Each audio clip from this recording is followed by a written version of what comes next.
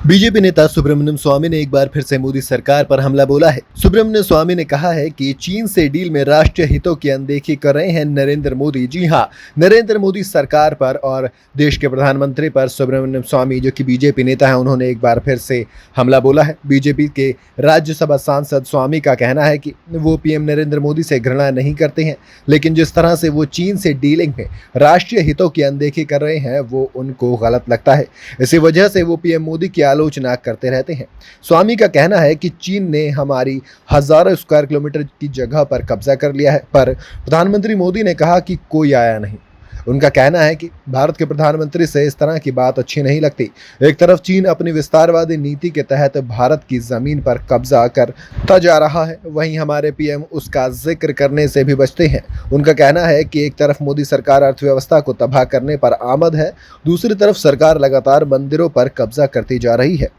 आपको बता दें कि सुब्रमण्यम स्वामी पहले जनता दल में होते थे, फिर उन्होंने बीजेपी की सदस्यता ले ली। 2014 में नरेंद्र मोदी जब पीएम बने तो स्वामी को राज्यसभा भेजा गया। कुछ वक्त तक उनके सरकार से रिश्ते अच्छे रहे, लेकिन उसके बाद से वो लगातार सरकार पर हमलावर रहे हैं।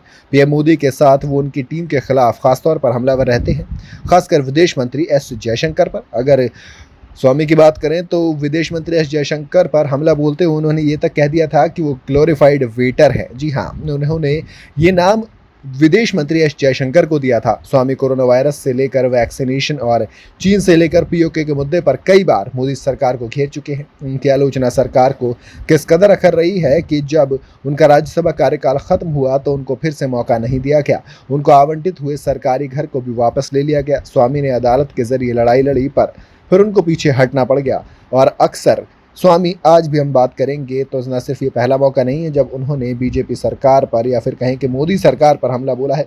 इससे पहले वो वक्त वक्त पर तमाम मुद्दों में बीजेपी सरकार को घेरते आए हैं। उन्हें जब भी मौका मिलता है तो वो प्रधानमंत्री मोदी की आलोचना करने से नहीं चूकते हैं। खैर, ऐसे में सवाल खड़े होते हैं कि कहीं बीजेपी एक बार फिर से दो गुटों में तो नहीं बट गई है क्या?